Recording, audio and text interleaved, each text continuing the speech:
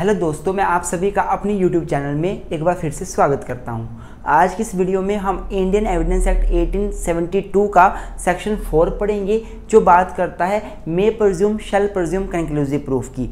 बहुत ही महत्वपूर्ण क्वेश्चन है। एग्जाम में क्वेश्चन यहाँ से 101% आ जाता है। मैं आपको बताना चाहूँगा, कभी कभी क्वेश्चन आपको ये आता है कि what do you mean by presumption, discuss the difference between the presumption of law and presumption of fact. तो ये भी हम इसी में डिस्कस करेंगे।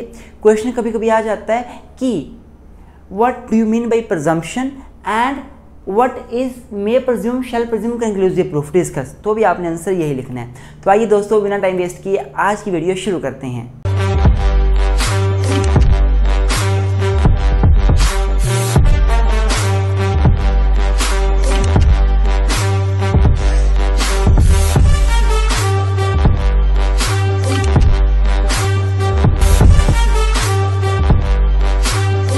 तो स्टूडेंट, सबसे पहले मैं इंट्रोडक्शन के साथ टॉपिक को शुरू करूंगा। तो हम सभी को पता है कि कोर्ट में जब केस चलता है तो we need to prove the facts. जो भी फैक्ट्स आप कोर्ट के सामने लेकर आते हो, जो भी रेलिवेंट फैक्ट आप कोर्ट के सामने रखते हो, आपको प्रूव करने पड़ते हैं। फॉर एग्जाम्पल, अगर आप ये बोल रहे हो कि ए ने बी के घर में चोरी करी है, तो आपको प्रूव करना पड़ेगा इस फैक्ट को कि सच में ए ने बी के घर में चोरी करी है। तो जो भी फैक्ट्स आप कोर्ट के सामने लेकर आते हो, all these facts need to be proved. आपको प्रूव करना पड़ेगा। और प्रूव्ड क्या है, हमने पहले लेक्चर में डेफिनेशन पढ़ी थी प्रूव्ड का मतलब क्या है। लेकिन कुछ फैक्ट्स ऐसे होते हैं जिनको प्रूव करने की जरूरत ही नहीं पड़ती, क्योंकि कोर्ट जो है वो इन फैक्ट को प्रज्यूम कर लेता है कि वो फैक्ट एग्जिस्ट करते हैं। अर्थात generally every fact on the basis of which you need the court to give judgment in your favor, you have to prove those facts. But some facts are there which need not to be proved. Why? Because these facts are presumed by the court. Court उन facts को presume कर लेता है। और ये जो facts हैं जो court presume करता है, यहीं से हमारा concept निकल के आता है may presume shall presume conclusive proof का। कुछ facts में court may presume कर सकता है, कुछ facts को court shall presume करेगा।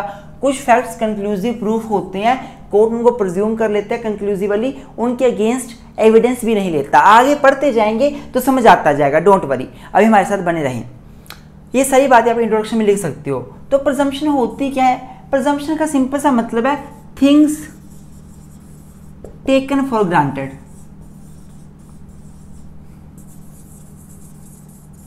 या आप बोल सकते हो इन्फ्रेंसेस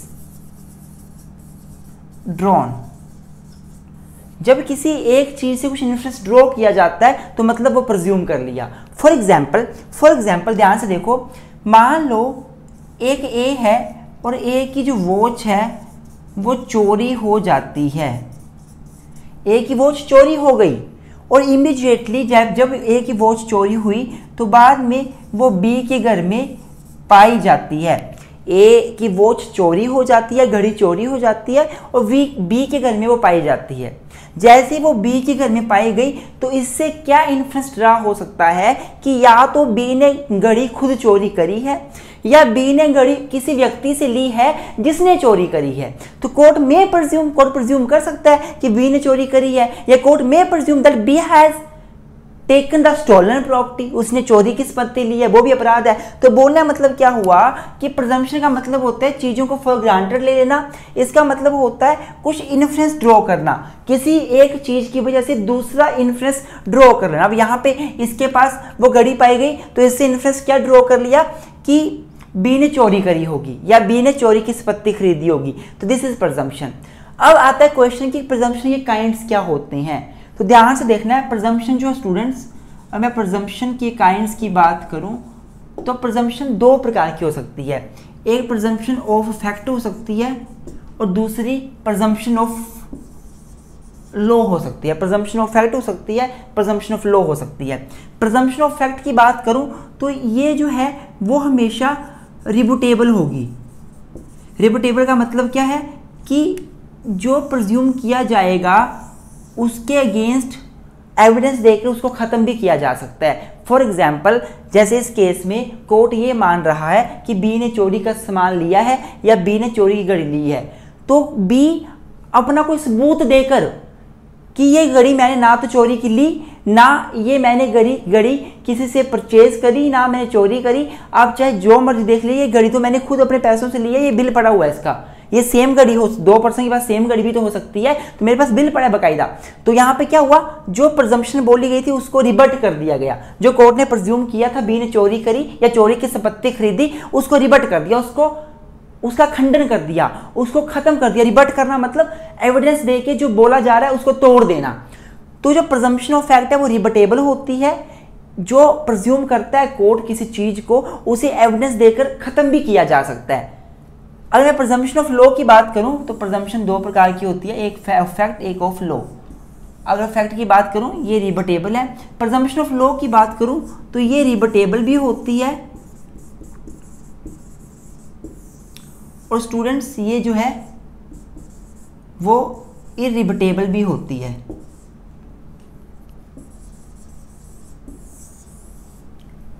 रिबर्टेबल मतलब कुछ प्रिजम्पशन ऑफ लॉज ऐसी हैं जो कोर्ट प्रिज्यूम करेगा और उसको रिबर्ट भी किया जा सकता है, मतलब उसके अगेंस्ट एविडेंस देके उसको तोड़ा भी जा सकता है। लेकिन कुछ प्रिजम्पशन ऑफ लॉ ऐसी जो इररिबर्टेबल हैं, अर्थात कोर्ट ने जो प्रिज्यूम कर दिया उसे फाइनल माना जाएगा। अब आप सबूत देकर उसे तोड़ नहीं सकते। अब इन तीनों में इसको बोला जाता है मे प्रिज्यूम। इसको क्या बोला जाता है बच्चों, मे प्रिज्यूम। अर्थात मे प्रिज्यूम क्या है, एक ऐसी प्रिजम्पशन जो कोर्ट प्रिज्यूम कर सकता है। मे वर्ड यूज किया गया तो कोर्ट प्रिज्यूम कर सकता है, कोर्ट की अपनी मर्जी है, चाहे कोर्ट ना भी प्रिज्यूम करे, उसकी अपनी इच्छा है। और अगर कोर्ट प्रिज्यूम करता है तो दूसरी पार्टी एविडेंस देके उसे रिबर्ट भी कर सकती है। दूसरी है प्रिजम्पशन ऑफ लॉ जो कि रिबर्टेबल है, इसको बोला जाता है शैल प्रिज्यूम। इसको बोला जाता है शैल प्रिज्यूम। ये एक ऐसी प्रिजम्पशन है जो कोर्ट प्रिज्यूम करेगा ही करेगा। शैल वर्ड यूज किया गया, कंपल्सरी है कोर्ट के लिए। जहां पे शैल वर्ड यूज किया गया होगा एविडेंस एक्ट में, वहां पे कोर्ट को उस चीज को प्रिज्यूम करना ही पड़ेगा। शैल प्रिज्यूम है, पर हाँ सबूत देकर उस कोर्ट की प्रिजम्पशन को तोड़ा भी जा सकता है। और तीसरा है प्रिजम्पशन ऑफ लॉ जो कि इररिबर्टेबल है, इसको बोला जाता है कंक्लूसिव प्रूफ। एक तो ये प्रिजम्पशन ऑफ लॉ है, कोर्ट को प्रिज्यूम करना ही पड़ेगा। दूसरा, इसके अगेंस्ट कोर्ट एविडेंस लेगा ही नहीं, ये कंक्लूसिव प्रूफ मान लिया जाएगा। जो प्रिज्यूम कोर्ट करेगा वो फाइनल 100% फाइनल मान लिया जाएगा, उसके अगेंस्ट एविडेंस ही नहीं लिया जाएगा उसका खंडन करने के लिए, उसको तोड़ने के लिए। अब स्टूडेंट सबसे पहले हम मे प्रिज्यूम, शैल प्रिज्यूम, कंक्लूसिव प्रूफ को देख लेते हैं सेक्शन 4 में कैसे डिफाइन किया गया है। उसके बाद देखेंगे प्रिजम्पशन ऑफ लॉ और प्रिजम्पशन ऑफ फैक्ट में क्या डिफरेंस है, जहां से क्वेश्चन आ जाता है। तो आइए आगे चलते हैं। तो स्टूडेंट्स जैसा कि मैंने आपको बताया, कुछ फैक्ट्स को कोर्ट जो है खुद प्रिज्यूम कर लेता है, खुद मान लेता है कि वो फैक्ट एग्जिस्ट करते हैं और पार्टी को प्रूव करने की जरूरत नहीं पड़ती। अब देख लेते हैं कि कितने प्रकार की प्रिजम्पशन है जो हमारे लॉ में बताई हुई है, हमारे एविडेंस एक्ट में बताई हुई है। एविडेंस एक्ट में सबसे पहले सेक्शन 4 में मे प्रिज्यूम की बात करी हुई है, सेम सेक्शन में शैल प्रिज्यूम की बात करी हुई है, सेम सेक्शन में कंक्लूसिव प्रूफ की बात करी हुई है। मे प्रिज्यूम का मतलब क्या है कि जब भी इंडियन एविडेंस एक्ट में किसी भी सेक्शन में वर्ड मे प्रिज्यूम यूज किया गया होगा, तो जो कोर्ट है वो उस फैक्ट को प्रिज्यूम कर सकता है कि वो फैक्ट एग्जिस्ट करता है, या कोर्ट की मर्जी है कि कोर्ट प्रिज्यूम ना करे कि वो फैक्ट एग्जिस्ट वहाँ पे करता है। मैं दो बातें बोल रहा हूँ कि जब भी कभी इंडियन एविडेंस एक्ट में मे प्रिज्यूम वर्ड यूज़ किया गया किसी भी सेक्शन में, बेसिकली सेक्शंस 86 पढ़ लो, 87 पढ़ लो, 88 पढ़ लो, 90 पढ़ लो, सभी में मे वर्ड यूज़ किया गया। वहाँ पे कोर्ट में प्रिज्यूम, कोर्ट में प्रिज्यूम। तो जब भी मे वर्ड यूज़ किया गया है तो कोर्ट के पास पावर है, कोर्ट प्रिज्यूम कर भी सकता है या प्रिज्यूम चाहे ना करे और पार्टी को बोले तुम प्रूव करो, हम नहीं प्रिज्यूम करेंगे। यही बात यहाँ पर सेक्शन में लिखी गई है कि whenever it is provided by this act that the court may presume a fact, it may either regard such fact be proved। तो कोर्ट या तो उस फैक्ट को प्रिज्यूम कर सकता है कि ये फैक्ट प्रूव्ड हो गया है, और कोर्ट में call for proof of it, या कोर्ट बोल सकता है दूसरी पार्टी को कि तुम इसको प्रूव करो, हम इसको प्रिज्यूम नहीं करते। मे प्रिजम्पशन में कोर्ट की पावर है कि कोर्ट प्रिज्यूम करे या ना करे। कोर्ट को क्या लगता है, कोर्ट प्रिज्यूम कर भी सकती है वो चीज़ है, या कोर्ट प्रिज्यूम ना भी करे वो चीज़ नहीं है। कोर्ट प्रिज्यूम करे वो चीज़ नहीं है तो दूसरी पार्टी को प्रूव करना पड़ेगा। जब कोर्ट प्रिज्यूम कर लेती है कि वो चीज़ है, जब कोर्ट प्रिज्यूम कर लेती है कि वो फैक्ट एग्जिस्ट करता है, तो ऑपोजिट पार्टी के पास पूरा राइट है, वो उसको रिवर्ट कर सकता है। ये बात याद रखना, मे प्रिज्यूम जो कोर्ट करता है, मे प्रिजम्पशन जो होती है वो रिबटेबल होती है। कोर्ट इसको रिबट कर पार्टी इसको रिबट कर सकती है एविडेंस देकर। मान लो कोर्ट ने कुछ प्रिज्यूम किया तो पार्टी रिबट कर सकती है उससे ऑपोजिट कुछ एविडेंस देकर। सेक्शन 86, 87, 88 सारे इसी की बात करते हैं। एक बार एक सेक्शन पढ़ लेते हैं, मैं आपको सेक्शन बताने लगा हूं। सेक्शन 88, सेक्शन 88 जो है वो क्या बोलता है, कोर्ट में presume that a message forwarded from a telegraph office to the person to whom such message purports to be addressed corresponds with the message delivered for transmission at the office from which the message purports to be sent. What the court shall not make any presumption as to a person by whom such message was delivered. क्या लिखा हुआ है, अगर कोई message किसी telegraph से send किया जाता है किसी पर्सन को और वो सेंड हो जाता है तो कोर्ट ये प्रिज्यूम कर सकता है जिसको सेंड करना था उसको डिलीवर हो गया। जनरली ये बात लिखी हुई है, कोर्ट प्रिज्यूम कर सकता है, चाहे ना भी करे। और कोर्ट अगर प्रिज्यूम कर भी लेगा, मान भी लेगा कि मैसेज डिलीवर हो गया है, तो ऑपोजिट पार्टी एविडेंस देके उसको रिबट भी कर सकती है, खंडन भी कर सकती है उसका कि जज साहब आपने प्रिज्यूम तो कर लिया पर ऐसा नहीं है। आई होप आपको समझ आ गया होगा। मे प्रिज्यूम, शैल प्रिज्यूम क्या है कि जब भी इस इंडियन एविडेंस एक्ट में शैल प्रिज्यूम वर्ड यूज किया गया होगा तो कोर्ट के पास पावर है नहीं, कोर्ट के पास ड्यूटी बन जाएगी, कोर्ट उस फैक्ट को प्रिज्यूम कर लेगा वो एग्जिस्ट करता है। शैल वर्ड यूज किया गया तो कोर्ट प्रिज्यूम करेगा ही करेगा। लेकिन यहां भी ऑपोजिट पार्टी के पास पूरा राइट रहेगा कि वो एविडेंस दे के उसको रिबट कर सके, वो अपना एविडेंस दे और रिबट कर सके। जैसा कि सेक्शन 79, 80, 81, 83, 85 ये सारे इसके एग्जाम्पल है शैल प्रिज्यूम के, जहां पे शैल वर्ड यूज किया गया है। तो 79 क्या बोलता है, the court shall presume to be genuine every document purporting to be certified copy of a document. जब भी किसी डॉक्यूमेंट की सर्टिफाइड कॉपी दी जाती है, जैसे फॉर एग्जांपल आप अपनी 10th की मार्कशीट को सर्टिफाई करवा के लेकर आते हो कोर्ट में, तो कोर्ट प्रिज्यूम करेगा, उसके पास पावर है, कोर्ट बिल्कुल बाउंड है कि वो प्रिज्यूम करेगा कि ये कॉपी सही होगी। पर दूसरी पार्टी कुछ और एविडेंस देकर उसको रिबट भी कर सकती है। आई होप आपको समझ आ गया होगा। एक बार हम लोग सेक्शन में क्या लिखा गया वो पढ़ लेते हैं। Whenever it is directed by this act that the court shall presume the fact, it shall regard fact as proved unless until it is disproved। तो जब भी एक्ट में लिखा है कोर्ट प्रिज्यूम करेगा, शैल वर्ड यूज किया गया है, तो माना जाएगा वो फैक्ट एग्जिस्ट करता है until unless it is disproved by evidence, मतलब रिवर्ट यहां भी किया जा सकता है। ठीक है। तीसरा कंक्लूसिव प्रूफ। कंक्लूसिव प्रूफ का मतलब क्या होता है कि अब कोर्ट एक फैक्ट को मानने की एग्जिस्ट करता है और उसके अगेंस्ट आपको रिबट करने का मौका नहीं दिया जाएगा, उस फैक्ट को फाइनल मान लिया जाएगा कि ये फैक्ट एग्जिस्ट करता है तो करता है, आप इसके अगेंस्ट एविडेंस लेकर नहीं आ सकते। क्या बोलता है conclusive proof, when one fact is declared by this act to be conclusive proof of other. जब इस एविडेंस एक्ट में किसी एक फैक्ट को कंक्लूसिव बताया गया दूसरे का, तो court shell on proof of the other fact, जब दूसरा फैक्ट प्रूव हो जाएगा तो उसके प्रूव होने पर कोर्ट इस फैक्ट को कंक्लूसिव मान लेगी और ऑपोजिट पार्टी को बिल्कुल मौका नहीं दिया जाएगा उसको डिसप्रूव करने का। सेक्शन 41 पढ़ लीजिए, 112 पढ़ लीजिए, 113 पढ़ लीजिए, इसी की बात करता है। एक और सेक्शन है हमारा 82 जो बात आईपीसी का, जो बात करता है अगर क्राइम छोटा बच्चा कर दे 7 साल से कम एज का, तो जब 7 साल से कम एज का बच्चा क्राइम कर देता है तो हम क्या मानते हैं कि वो क्राइम नहीं है, अर्थात उस बच्चे ने क्राइम नहीं किया। हम ये मानते हैं, डोली इनकैपेक्स आपने आईपीसी में पढ़ा होगा कि बच्चे की जो है मेंस्ट्रुएशन नहीं हो सकती, एक छोटा बच्चा 7 साल से कम उम्र का वो क्राइम नहीं कर सकता, हम ये मानेंगे। तो जब ये प्रूव हो गया ना कि बच्चा है वो 7 साल से कम है, तो कोर्ट ये मान लेगा उसने वो क्रिमिनल है ही नहीं।